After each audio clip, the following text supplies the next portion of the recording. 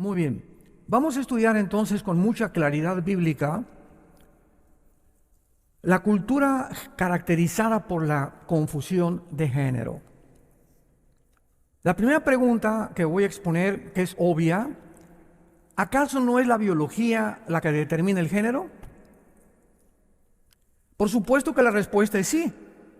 Pues hasta hace algunas décadas todavía nadie hubiera considerado la maldad y la perversión que hoy en día se está manejando sobre este tema, al grado que instituciones mundiales como la Organización Mundial de la Salud y las Naciones Unidas están imponiendo a los gobiernos del mundo entero, y los que no se sujetan por miedo a no sujetarse los tienen como patitos feos, les quitan subsidios en sus agendas financieras, etcétera, etcétera. Y por causa de que solo hay dos sexos biológicos en la Biblia, que están determinados por las cromosomas que tienes, las hormonas y nuestra anatomía. Entonces siempre ha habido o sabido que el género de cada persona debe ser biológicamente determinado desde el momento de la concepción. ¿Cuántas de ustedes como madres, verdad, los 4 o 5 meses de embarazo, ya quieren saber el sexo del niño? ¿Y qué es lo que hacen, verdad? Pues vas con el ginecólogo y meten un tipo de ultrasonido en tu vientre y ya te pueden decir, ¿es niño o es niña? Y ya se puede determinar, porque desde que estamos en la barriguita, verdad, de nuestra mamá, se puede determinar el sexo con el cual vamos a nacer. Todo esto es lo normal. Históricamente, la definición de género ha estado basada sobre la biología a través de la genética y expresada en la sociedad, de manera que se mantenga desde hace 6,000 años la distinción. Este es un hombre y esta es una mujer. No es porque si eres mujer vas a aceptar que eres contrario al sexo, es qué es lo que biológicamente traes en tu cuerpo. Si tú tienes, mujer que me escuchas, las cromosomas XX, no las tiene el hombre. Esto es lo que te hace ser mujer. Una vez oí un comentario en la televisión que le preguntaron a uno de morenito, ¿verdad? A un negrito que era pastor en Estados Unidos, que es una mujer. Y simplemente contestó, es mi mamá. O sea, porque están preguntando, oye, ¿qué es una mujer para ti? ¿No? Sí, él contestó de una forma espontánea, es mi mamá. O sea, simplemente ¿quién te trajo a la vida? Esa es tu mamá, esa es la mujer. Un hombre no puede traer a la vida a nadie, aún con las cirugías que se están llevando a cabo. Entonces, entre los que continúan influenciando, ¿verdad?, que el género no debe ser determinado por el sexo biológico, se encuentra en los medios de comunicación, a través de artistas, profesores de universidades, políticos, politólogos, escritores. Ahora hay una corriente fortísima en el mundo que están tratando de decir, no es verdad que el sexo se determina biológicamente. Escuchen sus argumentos. Argumentan que en lugar de que se determine el sexo biológica o genéticamente, debe ser algo social evolutivo, que no tiene nada que ver con las cromosomas o con la anatomía de nadie. A cada persona, continúan alegando, se le debe dar la libertad de determinar su género, basado en su propia identidad que él quiera tener. O sea, si yo quiero decir soy Batman, me tienen que aceptar que yo soy Batman. Si una persona dice yo soy la Reina María, tienes que aceptar que es la Reina María. O sea, según tu preferencia y lo que tú quieras en tu imaginación tener, se debe respetar. Y además dice, continúa el argumento diciendo, debe ser determinado según su propia identidad preferida, o sea, una preferencia que puede fluctuar durante la vida de la persona. De niño quieres ser mujer, a los 15 años quieres ser Batman, a los 20 años, o sea, sabemos cómo fluctúan nuestras aspiraciones, ¿verdad? Unos quieren ser como el rey Salomón, otros, y llega el momento ahorita en la humanidad en la que los hombres desean ser mujeres y las mujeres desean ser hombres. Al mantener esta manera de pensar, los niños y los jóvenes, vean ustedes la maldad. Al mantener esta manera de pensar y que se está propagando en el mundo, nuestros niños, nuestros hijos, nuestros jóvenes hijos, son animados a imaginarse y explorar las diferentes personalidades y posibilidades de su identidad, sin sentimientos o limitaciones impuestas por el certificado de nacimiento, la señal de un baño o exámenes médicos. Y un muchacho, ¿verdad? En nuestra iglesia aceptamos homosexuales, lesbianas, transgénero, porque la iglesia es un hospital. Pero cuando se acerca un muchacho y me dice, pastor, yo tengo estas tendencias, no hay ningún problema, aquí puede ser sanado.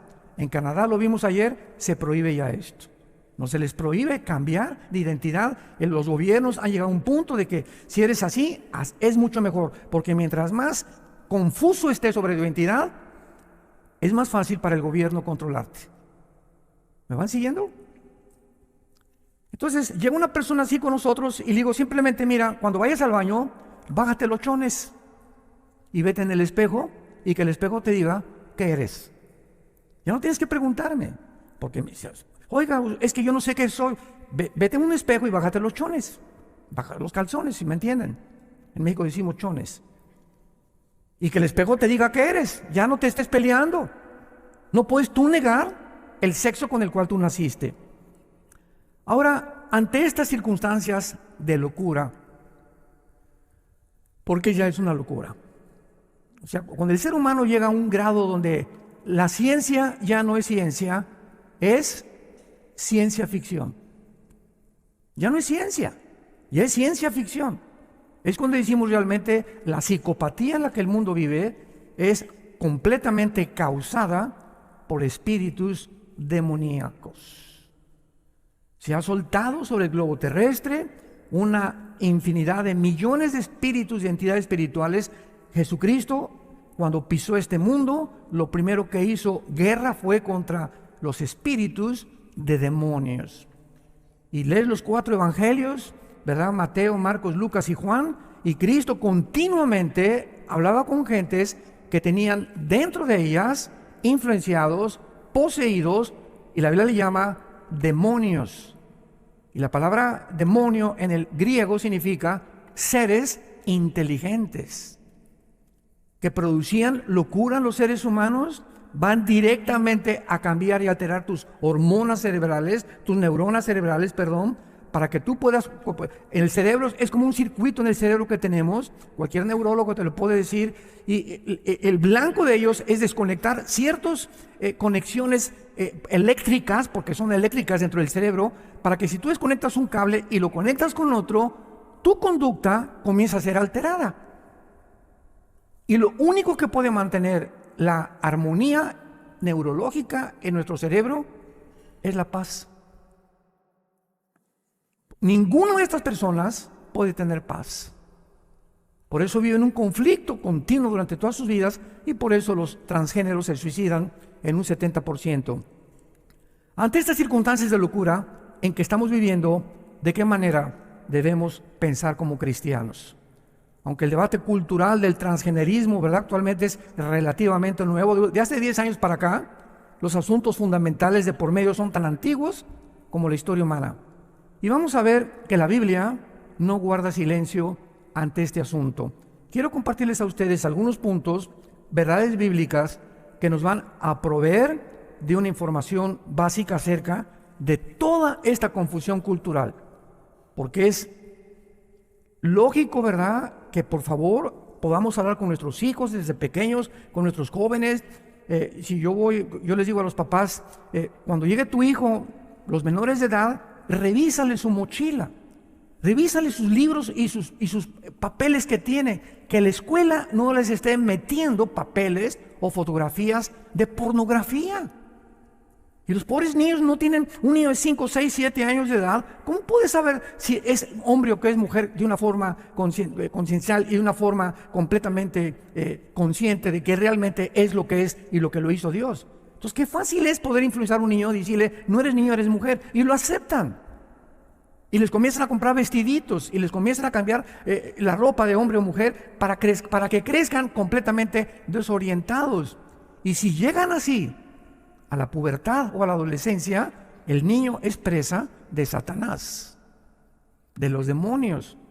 Y va a ser 10 veces más difícil poder convencerlos que no son lo que el diablo quiso que ellos creyeran que son. Veamos número 1, si lo quieres apuntar. La prerrogativa le llamo del Creador. La prerrogativa del Creador. La primera verdad es muy clara. Como Creador y sustentador, juez y soberano del universo, es lógico que solo Dios puede establecer las leyes y los parámetros entre el bien y entre el mal y de toda su creación. Dice el Salmo 19, los cielos cuentan la gloria de Dios y el firmamento anuncia la obra de sus manos. Un día emite palabra a otro día y una noche a otra declara sabiduría. No hay lenguaje, ni palabras, ni es oída su voz, pero por toda la tierra salió su voz, hasta el extremo del mundo sus palabras. Yo volteo hacia el cielo, como decíamos hace algunos días, y lo que veo yo es un diseño y un orden en el universo. Hace muchos años, hubo un físico matemático francés llamado Blaise Pascal, un genio de las matemáticas y de la física, y era cristiano. Y hay muchos estudios de él, de la Biblia y del Apocalipsis, por Blaise Pascal. Y una vez lo visitó un ateo a su casa y le dijo, no, mira, es que todo se hizo espontáneamente. Por un accidente apareció el sol, las estrellas, los movimientos de las galaxias, el movimiento de la Tierra fue accidental, sobre la transición del sol fue accidental, todo fue un accidente. Y Pascal, en su estudio privado en su casa, había hecho como una maqueta del universo. Entonces colgó un sol, una luna, las estrellas, hizo como una miniatura del universo en su estudio Blaise Pascal. Y le dijo, te invito a que vengas a mi casa. Entonces llegó el ateo y le dice, oye, pero qué bonito está eso, mira nada más que bárbaro. ¿Quién lo hizo? Se hizo solo, le dijo. No, ¿cómo que se hizo solo? Y dice, sí, de repente amaneció y apareció ahí. Oye, no puede ser esto. Y entonces le dice Blaise Pascal, si a esto tú lo consideras que es imposible que haya una mano humana, cuánto más al ver una creación tan perfecta, puedes atreverte a decir se hizo solo. Porque nunca el orden ha surgido el desorden. Siempre es del desorden cuando surge el orden. Entonces, para que haya orden, tiene que haber algo fuerte detrás, una fuerza que pueda poner en orden esto aquí, esto aquí, esto aquí, para que funcione en una armonía. Y le dijo Pascal, ¿tú has conocido las trampas de los ratones? Bueno, una trampa del ratón tiene un procedimiento, un mecanismo donde entra el ratón y muerde el queso, pero la trampa tiene que estar diseñada con un tornillito aquí, otro por acá, todo está de una forma, converge todo para que caiga el ratón. Un alambrito en la trampa que no funcione, no puede caer el ratón. ¿Has visto un coche ya en la época moderna? Tiene el acumulador, tiene el distribuidor, tiene una batería y el puro alambrito de la batería que esté defectuoso, el motor no puede andar. Tiene que haber una armonía en todo el motor para que pueda caminar. Entonces, esta armonía y todos estos detalles que existen ante nuestros ojos, existen en el universo. Por eso los cielos cuentan la gloria de Dios. Un día nos enseña algo a otro día. La vida es la mejor universidad, porque todos los días estamos aprendiendo cosas de Dios. Veamos nosotros el libro de Romanos capítulo 1 y lo que dice el apóstol Pablo respecto a la creación de Dios. Dice Romanos 1, versículo 19 al 22. Porque lo que de Dios se conoce, les es manifiesto, porque Dios lo manifestó. Porque las cosas invisibles de Él, su eterno poder y deidad, se hacen claramente visibles, siendo entendidas por medio de las cosas hechas, de modo que no tienen excusa. En otras palabras, aquí me detengo, un ateo no tiene la justificación, no tiene ninguna manera más que una mente irracional, obstruida por prejuicios, tal vez religiosos, un orgullo intelectual tremendo para poder observar el universo y decir, se hizo solo. Lo que Dios creó nos los manifestó. porque el eterno poder y lo que existe nos da testimonio. Y dice Dios, ni los aztecas, ni los mayas, ni los nahuatls, ni los aucas de Ecuador, ni ninguna tribu salvaje en el mundo jamás tendrán excusa de decir, hay algo supremo a nosotros. Y por eso no ha existido nunca ninguna civilización, ninguna tribu, ninguna etnia que no haya creído en algo superior.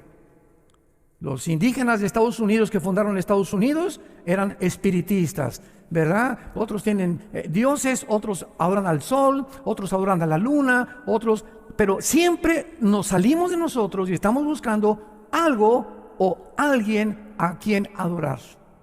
Porque el ser humano, dice Eclesiastés 3, versículo 11, Dios puso la eternidad en nosotros. Decía Sigmund Freud, aunque no era cristiano, Sigmund Freud dijo, es que el hombre es incorregiblemente religioso. Vuelvo a repetir, no ha existido jamás una tribu, una etnia, una civilización que no haya adorado o las piedras, o los astros, o algo, porque algo nos impele a poder someternos a algo que trascienda nuestra propia naturaleza. Y continúa Pablo diciendo, versículo 21, pero habiendo conocido a Dios, no le glorificaron como a Dios, ni le dieron gracias, sino que se envanecieron en sus razonamientos. Y entonces su necio corazón se llenó de tinieblas, fue entenebrecido, y profesando ser sabios, se hicieron necios. Yo en los debates que he tenido con ateos, me dice un ateo, le digo, mira, quiero decirte algo. El ateísmo es imposible mantenerlo filosóficamente. Es insostenible y filosóficamente el ateísmo, porque, síganme con mucho cuidado, viene un ateo, oye, pues yo soy ateo, no creo en Dios y no creo en nada. Muy bien, si tú me dices que tú no crees en algo superior a tu vida, ¿quién va a dictar en tu vida lo bueno y lo malo? Porque si viene tu hijo que fuma marihuana y tú le dices a tu hijo, oye, no fumes marihuana, él te puede contestar, ¿y por qué le eres infiel a mi mamá? ¿Tú qué carácter moral tienes, papá, para decirme que no fume marihuana? Cuando para ti no existe el bien y el mal. Tú has hecho tus propias leyes, papacito, yo hago mis propias leyes también, estoy siguiendo tu ejemplo. Y para mí fumar marihuana no es malo, para ti el adulterio no es malo. ¿Qué diferencia hay entre tú y yo? Número 2. Bueno, papá, tú eres ateo, quiero preguntarte algo. Entonces, ¿quién hace las leyes? ¿Qué mandamientos o qué código de moral sigues para determinar que el homosexualismo es bueno o es malo, que los nazis no tuvieron por qué haberlos condenado en Nuremberg, que el grupo Hamas terrorista está justificado las matanzas que hagan cuando para ti no hay bien y el mal? Tú determinas el bien y el mal. Y papá, en el momento en que tú determinas el bien y el mal, ¿sabes qué, papá? Te has convertido en Dios. Entonces, un ateo, ¿quién es? Una persona que se ha hecho Dios a sí mismo. Por eso es imposible sostenerlo filosóficamente. Está hablando incoherencias. Vemos la crisis de identidad a la que el ser humano ha llegado. Profesando ser sabios, se vuelven en tontos. Los debates contemporáneos actualmente acerca de la sexualidad y del género no pueden ser resueltos en ningún sentido autoritario por la opinión pública, por el amor de Dios. Ni por un futbolista, ni por un artista de cine, ni por un cantante o por un político, o por sentimientos personales. Solo podemos tener la seguridad que tienen que ser establecidos de manera absoluta por aquel que nos creó a su imagen y semejanza, que es Dios mismo. Vayamos al libro de los Hechos, donde nos encontramos al apóstol Pablo ante un grupo de filósofos, no comparados con los filósofos del siglo XX, no, estaba Demóstenes con los epicúreos y los estoicos, un grupo intelectualmente, aparentemente inteligente. Y entonces este grupo de filósofos estaba Pablo en Atenas, porque fue por Grecia y visitó Atenas Pablo. Y tenían los filósofos como un montículo que le llamaban el Areópago. Y entonces los filósofos en aquel tiempo les encantaba, a ver, ¿tú qué piensas? Pasa acá y expon lo que tú piensas del universo. Queremos oír tu cosmovisión. Y así inventaban a la gente que pasara y expusiera y ellos los debatían los filósofos, o los consideraban o aceptaban sus filosofías o sus puntos de vista. Entonces invitan a Pablo: a ver, tú que eres hablador y trovador y por ahí cantador y etcétera, etcétera, ven para acá. Hechos 17, versículo 22. Entonces Pablo, puesto en pie en medio del areópago, dijo: varones atenienses, en todo servo que son, ¿qué? ¿Se dan cuenta? Yo recuerdo en las universidades, cuando comenzamos a visitarlas en los 90, la UNAM, fui al Politécnico, en Monterrey, en Villahermosa, etcétera, etcétera. Muchas universidades que visité me decían antes de entrar: pero no queremos religión. Y lo primero que les decía a los directores era: ¿usted sabe etimológicamente, maestro, qué es religión? ¿Sabe de dónde procede la particularidad de ligos, que viene del latín revolver o regresar, ligos, ligar? Una persona religiosa es una persona que está tratando de reencontrarse o ligarse con algo que trascienda y que le dé significado y propósito a su vida. ¿Y no sabe usted que el comunismo es una religión? Nada más se hizo así. El comunismo es una religión. La astrología ya le hicieron una religión. Entonces se llegó a entender de una forma impresionantemente desinformativa e ignorante que la religión era todo lo asociado con Dios. Si algo cierto eres Dios, es religioso. Aquí en la escuela no se puede imitar religión, no se puede hablar de religión. Y le dije: la Biblia es el manuscrito literario, es un compendio de 66 libros que tiene los antecedentes más antiguos de la humanidad, de genética, de física, de matemáticas, de química, de psicología, de antropología, de paleontología, de arqueología y de la disciplina académica que usted me quiera mencionar. No hay un libro comparado a las Sagradas Escrituras. Entonces, tiene historia, tiene geografía, tiene astronomía, tiene lo que usted me pregunte, la Biblia tiene la respuesta. Bueno, tratándose de eso, pásele y háblenos. Mis conferencias eran evolución o creación, porque estaba de moda que veníamos de Darwin. Infiltró todas las universidades el siglo pasado, todas las universidades, y algunas siguen enseñando que venimos de Chita.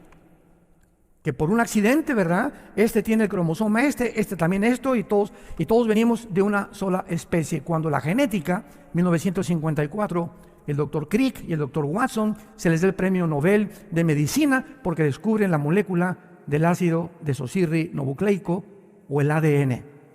Y el ADN destruye totalmente la teoría de la evolución. Imposible que genéticamente pueda yo tener el gen o los cromosomas de un chango o el perro del gato o el rinoceronte de la jirafa. Imposible genéticamente.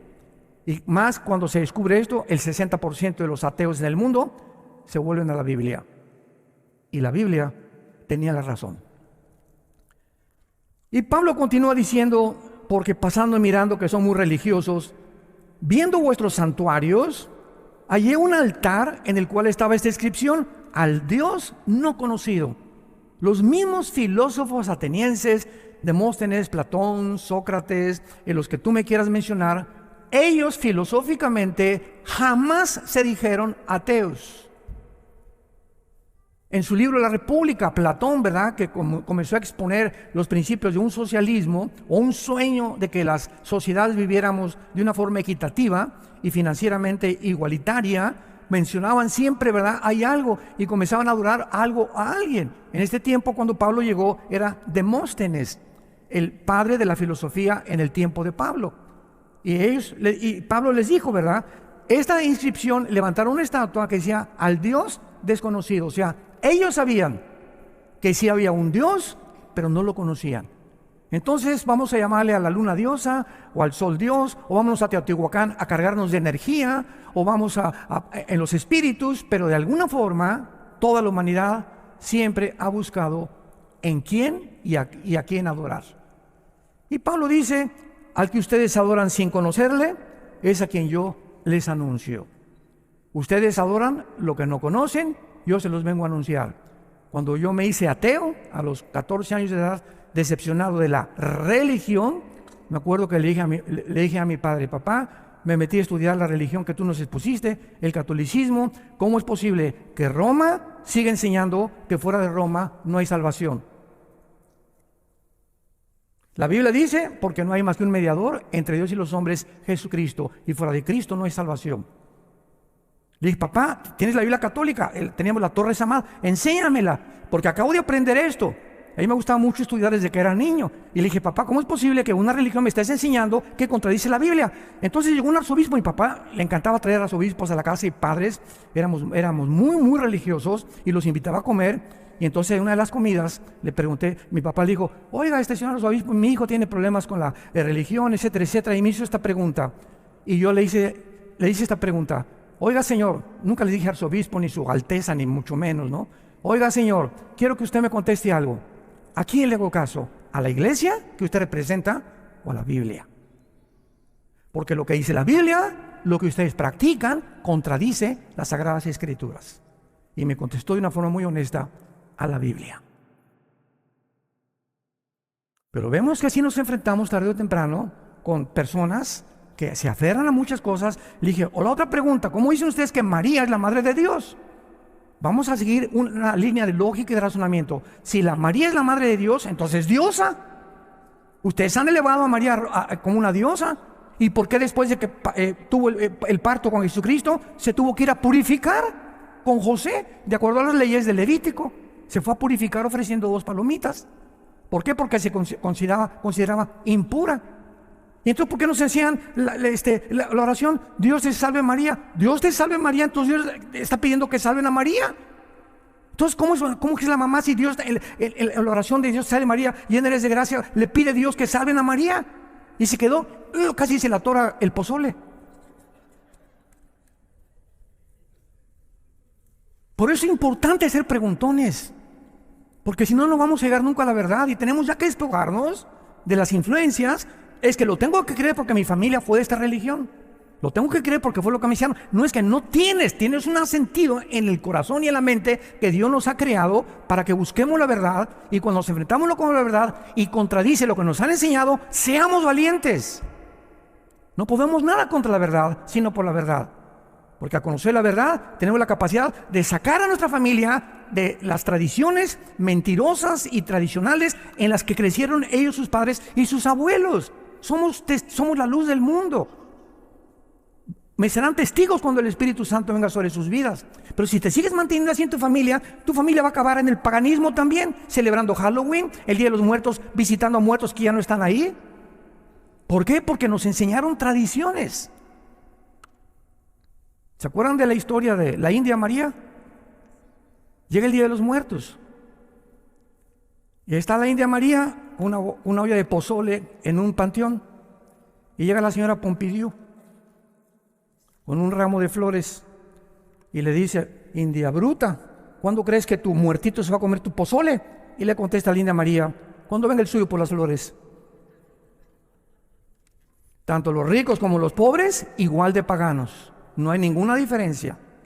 Qué increíble, ¿verdad? ¿Por qué? Porque nunca hemos venido a la Biblia ni nos ha sacado de la ignorancia y las tinieblas. Y en el versículo 24 Pablo dice, el Dios que hizo el mundo y todas las cosas que en él hay, siendo Señor del cielo y de la tierra, no habita en templos hechos por manos humanas.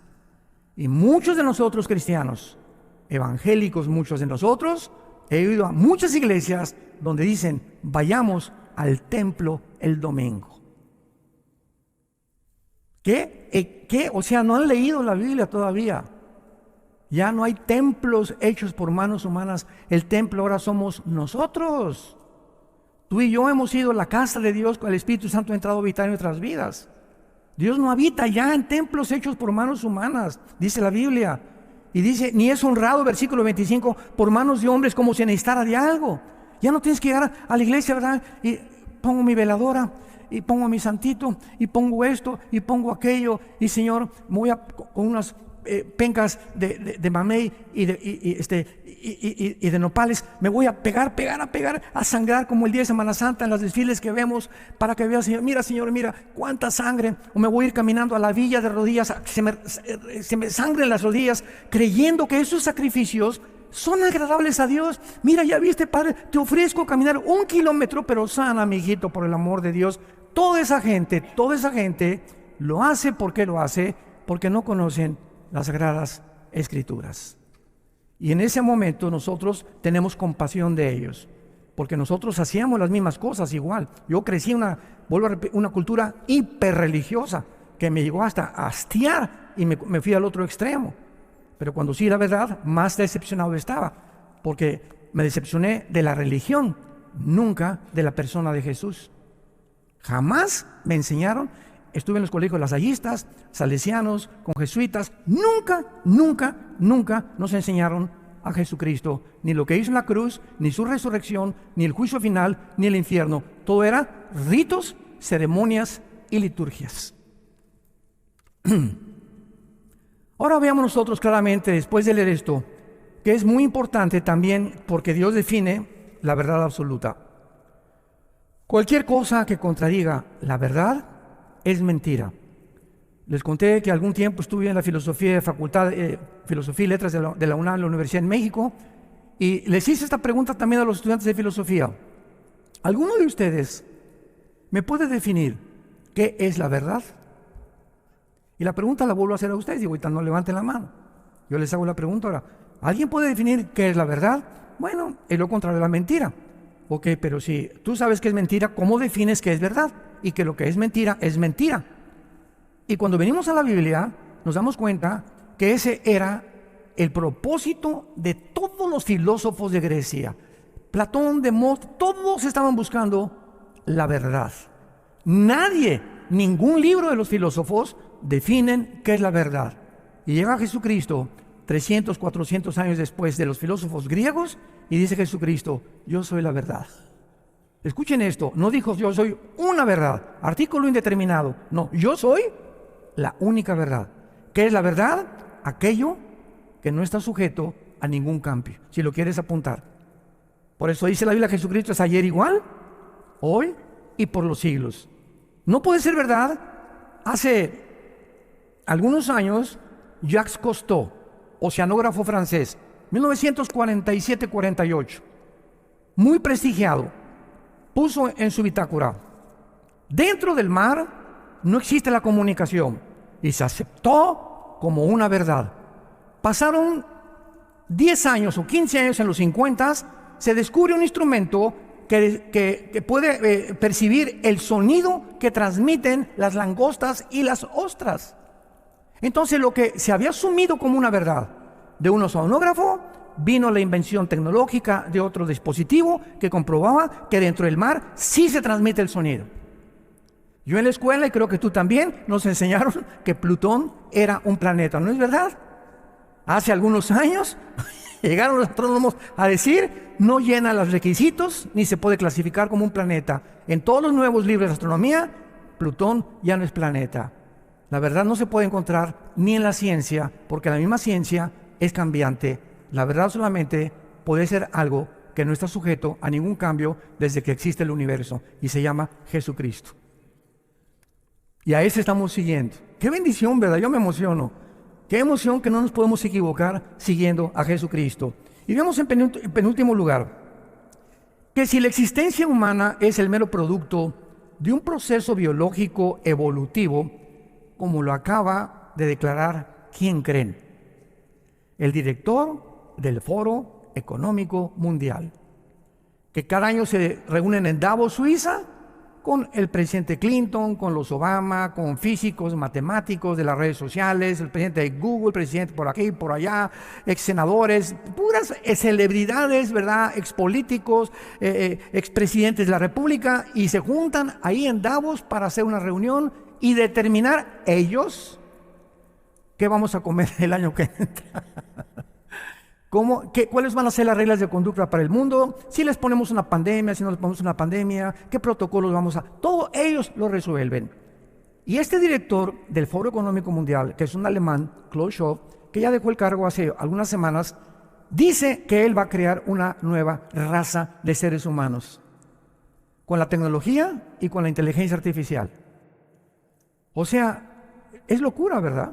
es que dice, si somos seres evolutivos, llegamos a un momento que tenemos la tecnología, la computación, la genética, y podemos hacer mezclas y mezclar animales, y si el murciélago tiene un radar escondido por ahí, quién sabe quién se lo puso, pues entonces vamos a sacar el ADN del murciélago y vamos a mezclarlo con un ADN humano, y si las ranas brincan así, pues vamos a sacarle para que el ser humano también brinque así. Vamos a fabricar un ser humano que tenga radar, que tenga capacidades, que tenga la percepción que tienen los delfines, y están tratando con esta bola de, yo le llamo marihuanadas, porque no es lo que es, lo que eras. ¿Cómo es posible que estas personas se consideren las más inteligentes y estén llegando a estas conclusiones, como lo que acabamos de oír de las Naciones Unidas? ¿Cómo es posible? O sea, es de locos.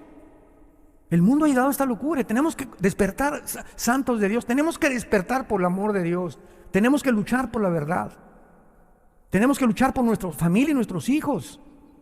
Y nos va a costar el precio, y vas a tener personas que se van a oponer contigo, pero si tú no tienes el Espíritu Santo, no vas a poder tener el valor de enfrentarte a un mundo hostil, que odia a Dios, que odia la Biblia, que odia a Jesucristo, que odia a los cristianos.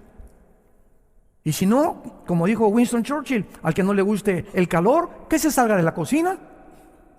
Como dijo William Shakespeare en su obra de Hamlet, morir, dormir no más. ¿Sabes una cosa? ¿No te gusta vivir? Mira, aquí en la vida hay sufrimiento, hay tristeza, va a haber traiciones, va a haber persecución. El mundo no es color de rosa. ¿No te gusta? Mátate. Así dijo William Shakespeare. Morir, dormir, no más. No chilles ni atacar a la víctima. ¿No quieres seguir viviendo? ¡Ay! Pégate un tiro y píntate de este mundo. Pero si te quieres quedar en este mundo, ¿sabes qué? Vas a necesitar ser valiente. Te vas a enfrentar en tu matrimonio, con tus hijos, con problemas en el trabajo, y tenemos que tener un espíritu de lucha, de esforzarnos. Por eso necesitamos a Dios. Como dice Pablo, ¿quién es suficiente en sus propias fuerzas? Vayamos al Salmo 139, escrito por el rey David, y vean ustedes las maravillas que se escribieron hace 3000, apúntalo, hace 3000 años se escribieron los salmos. Dice el Salmo 139, versículo 13, hablando de la formación del ser humano en el vientre de una mujer. Dice David, tú formaste mis entrañas, tú me hiciste en el vientre de mi madre. Te alabaré porque formidables, maravillosas son tus obras. Estoy maravillado, mi alma lo sabe muy bien.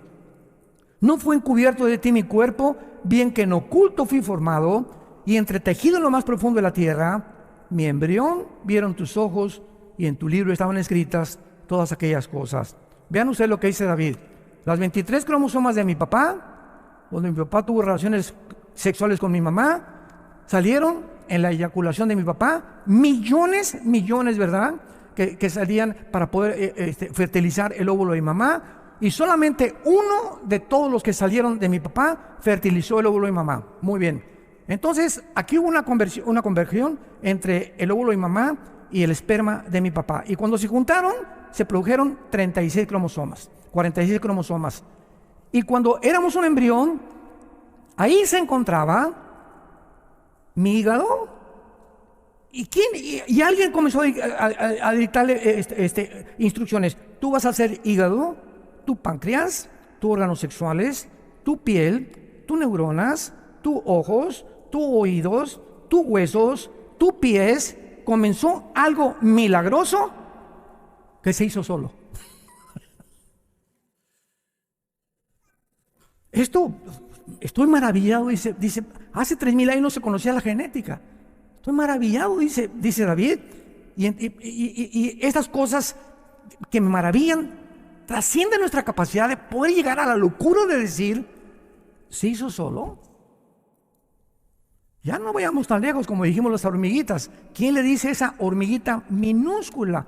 Agarra un pedacito de polvo y llévalo entre todas las cientos de más hormiguitas y ponlo en el lugar que debe ser. Y todas tienen la misma instrucción y se juntan cientos de hormigas haciendo un hormiguero. ¿Quién le dijo a cada una dónde poner exactamente el granito de arena o el del polvo?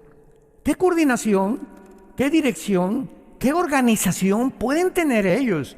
Ve volar a las aves. Ves a 20, 30 patos o aves y vuelan así, y luego se hacen así. ¿Los has visto? Y luego así. Oye, ¿quién les da las instrucciones? Decirle, vuelta a la derecha, vuelta a la izquierda. ¿Por qué? Cuando dan vuelta, unos no van por acá y otros por acá. ¿Lo has visto? ¿No te asombra eso? Eso no puede ser accidental. Hay un mecanismo dentro de ellos que hace que converjan todos exactamente en la misma organización, en la misma dirección, sin salirse. Y hay hasta millones de enjambres que los ves que hacen y se mueven así todos y dices, pero Dios mío, ¿por qué no unos para acá y otros para allá? ¿Quién mantiene esta cohesión? Agarra un microscopio y ve un átomo y vas a encontrar los protones, los electrones, etcétera, etcétera, dentro del átomo, que giran a una velocidad impresionante. Gracias a este movimiento subatómico es la materia. Y ahorita le hago así a esto y me rompo, ¿verdad?, los huesos de mi mano, porque esta formación es mucho más gruesa atómicamente que mi mano. ¿Quién mantiene esa cohesión? ¿Quién le dice a la Tierra que gire en 24 horas sin que se pare? Pregunta, señores físicos que nos acompañan. La ley física dice lo siguiente: la velocidad de un cuerpo es proporcional a la fuerza que se le aplica. ¿Qué quiero decir? Yo agarro una canica y le hago así, ¡paz! Y la canica tiene una velocidad que sale, pero se tiene que parar, ¿correcto? Agarro una flecha, ¡pum!, disparo la flecha y la flecha sale y se tiene que parar. Porque la velocidad que le apliqué, con la fuerza que le apliqué, tiene que detenerse. Agarro una pistola y aprieto, la pólvora impulsa la velocidad de la bala, pero la bala tiene que ir y tiene que caer. ¿Por qué la Tierra gira y quién le empujó?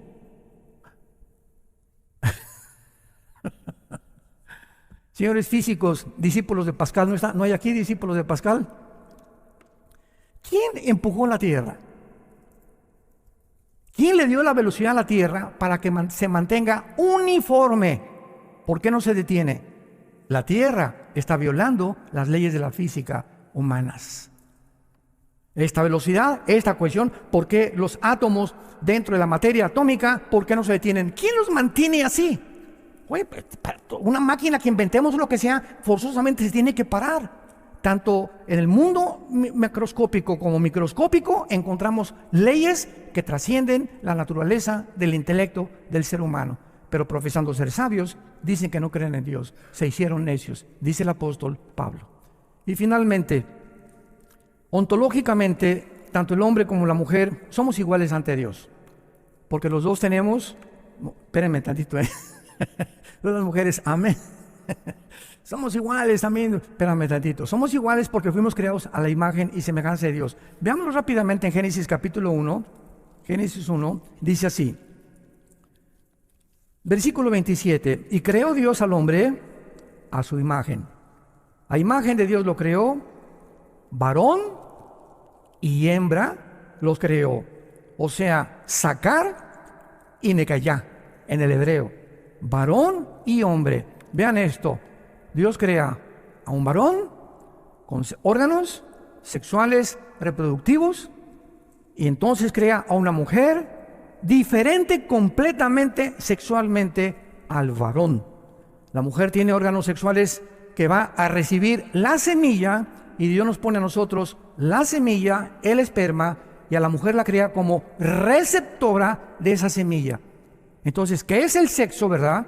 Es la unión de un hombre que tiene esperma y una mujer que no tiene esperma. La mujer recibe el gato a la gata, el perro a la perra, el caballo a la yegua, la vaca al toro. En los peces, en las aves, en toda la creación hay solo dos sexos, con el propósito de la reproducción. Y cuando el mundo llega a lo que hemos llegado, en la que ahora tú puedes determinar tu género, ya es una locura.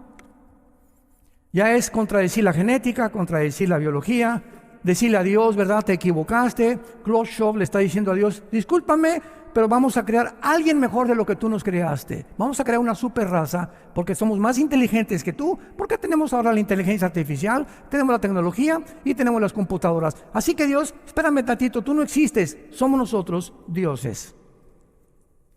Y finalmente, damas y caballeros, ¿Cuál fue la primera mentira de la serpiente a la primera mujer? Génesis 3, del 1 al 5. ¿Cuál fue la primera mentira que encontramos en la Biblia? Se acerca la serpiente, Nahash, que significa en el hebreo un ser brillante e inteligente. O sea, no era una serpiente, ¿verdad? Era Satanás usando a este ser. Y le dice la serpiente a la mujer: serán como dioses, conociendo el bien y el mal. No necesitan a Dios. Y esta mentira, serán como dioses, conquistadores, Alejandro el Magno, Napoleón Bonaparte, Aníbal, Saddam Hussein, Lenin, José Stalin, todos los que tú me quieras mencionar, los vikingos, todos a través de la historia llegan al poder, tanto presidentes como reyes, cualquiera que llega al trono y se sienta, todos han anhelado conquistar el mundo. En toda la Europa, ¿verdad? En el siglo XVII, XVIII, todos, ya Francia y contra Inglaterra, y tratar de dominar lo más que se pueda. Pero hasta el siglo XXI, en el momento en que nos encontramos, es la primera vez en la historia en la que el ser humano puede uno solo controlar el mundo. Estamos en el año 2024. Es la primera vez en la historia que el ser humano puede uno solo, con la tecnología que hemos alcanzado y el desarrollo que hemos desarrollado, lo que hemos podido alcanzar y lo que hemos logrado con toda la genética, con todo, que un hombre pueda a través de la computación y la tecnología y la inteligencia artificial controlar el mundo entero, y ese hombre será el anticristo. Todavía hace 15 años esto era imposible. Ahorita en el 2024 es el tiempo que un solo hombre puede controlar el mundo. Antes no se podía, porque no habíamos alcanzado la tecnología que hemos llegado a desarrollar. Y esta tecnología la vamos a usar, la va a usar Satanás para darle el poder a un hombre llamado el anticristo, que va a surgir en el Medio Oriente, entre Siria e Irak, entre la Babilonia del Antiguo Testamento, y va a controlar el mundo con una marca económica. El mundo va a ser gobernado económicamente. Y este año el grupo de BRICS, que lleva la liderazgo con Rusia, Sudáfrica, China, etcétera, etcétera, quieren desbancar el dólar, porque si desbancan el dólar, que desde 1945 fue la moneda para regular la compra de los petrodólares, entonces Estados Unidos este año se hunde económicamente. Este año. Y se forma otra moneda, ya Arabia Saudita, Irán, Irak, Corea del Norte, más de 30 naciones ya no quieren comprar el petróleo en dólares. Tal vez sea el yuan, o tal vez sea el rublo de Rusia, no lo sabemos todavía. Lo más lógico que sea el yuan de China, pero el dólar tiene que ser bíblicamente desbancado, porque Estados Unidos no aparece en la Biblia. Pasará a segundo o a tercer grado de supremacía política, militar y económica. Y mientras tanto nosotros oremos por nuestra familia, por nuestros hijos. La familia que tú tienes es el tesoro más grande que Dios te ha dado, que Dios nos ha dado. Y es lo único por lo que vale la pena vivir, por mi familia, por mis hijos, por mis nietos, bisnietos, la generación que Dios nos quiera dar. Todo lo demás es vanidad de vanidades. Concentrémonos en ello, y te repito como enseñamos: si tú te concentras en Dios en primer lugar, tu esposa en segundo lugar, si pasas más tiempo con tus hijos, que nuestros hijos necesitan que pasemos tiempo con ellos, irnos al boliche con ellos, a un partido de fútbol, irnos a una película con ellos, platicar con tu esposa, Dios nos va a bendecir como tú no te imaginas. ¿Por qué? Porque estás obedeciendo la eterna palabra de Dios. Los cielos pasarán, la ciencia pasará, pero mis palabras permanecerán, dice el Señor, Creador y Padre de Jesucristo nuestro Señor, el gran pastor de las ovejas, por la sangre del pacto sempiterno. Los haga a todos ustedes capaces para que hagan siempre las cosas que son agradables delante de Él, y vivamos en paz. Te damos gracias, Señor, en esta mañana por tu palabra. Te pedimos, Señor, por nuestra familia. Los varones te pedimos por nuestra esposa, por nuestros hijos. Haznos capaces, Señor, a través de tu palabra y de tu sabiduría, de vivir. Ya la vida es demasiado corta. Los años pasan volando. ¿Qué es de vuestra vida? Dice la Biblia, sino como un vapor que se aparece por un tiempo y desaparece de repente. ¿De qué les sirve ganar el mundo si pierden su alma? Porque de tal manera amó Dios al mundo que nos ha dado a su Hijo unigénito, para que cualquiera que en Él cree no se pierda en el infierno, mas tenga la vida eterna. Mas Dios muestra su amor para con nosotros, en que siendo pecadores, estando en la condición tan sucia en que nos encontrábamos todos, Él nos amó con un amor eterno. Nos lavó con su preciosa sangre, nos está transformando cada día más y más a su semejanza para que reflejemos el carácter de Jesús a una humanidad completamente perdida. Él fue despreciado y desechado entre los hombres, varón de dolores, experimentado en quebranto. Como que escondimos de él el rostro, fue menospreciado y no lo estimamos. Mas él llevó nuestras rebeliones, fue molido por nuestros pecados. El castigo de nuestra violación y nuestras rebeliones fueron sobre él. Y por lo que él sufrió, hemos sido curados. Hemos sido sanados. Y ahora nos ve Dios como hijos y como hijas nos trata. Somos su familia con una misión.